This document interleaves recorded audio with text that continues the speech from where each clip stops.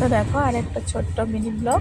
তো এটা দেখো ফার্স্ট টাইম আমার বোনও তো উঠে পড়লো গলভাড়ার থেকে। তো বোনও আরেকটা বোনও, তারপর ছিল দুটো ভাই। তো আমরা ফাইনালি সকালবেলা দেখো ভিউটা কত সুন্দর, তাই ভাবলাম তোমাদের সাথে একটু শেয়ার করি।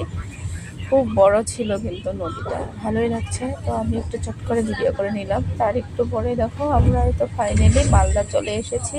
আর মালদাতে এখনও কিন্তু অনেক আম ছিল, তাই আমরাও এখানে 3 কিলোর উপরে ছিল আম কিনে নিয়েছি, অনেক বড় বড়। আর দেখো আমের বাগানে ভর্তি, যতটা এসেছি খালি আমের বাগান আমের বাগান। আর অনেক গাছে তো আমও লেগেছিল। তারপরে আমরা সবাই একটু ব্রাশ করে দেখো একটু মুড়ি মাখা করে নিয়ে এসেছিলো। তো মুড়ি মাখা খেলাম। আর তো আরেকটা ভাই শসা পেঁয়াজ এগুলো কেটে দিয়েছিল, তো আমরা খাওয়া দাওয়া করলাম। আর এটা হলো ফারাক্কা নদী। এই নদীটা কিন্তু অনেকটাই বড় আর অনেক ভালো লেগেছিল দেখতে, তাই একটু ভিডিও করে নিলাম। তারপর আমগুলো আমরা কেটে নিচ্ছি।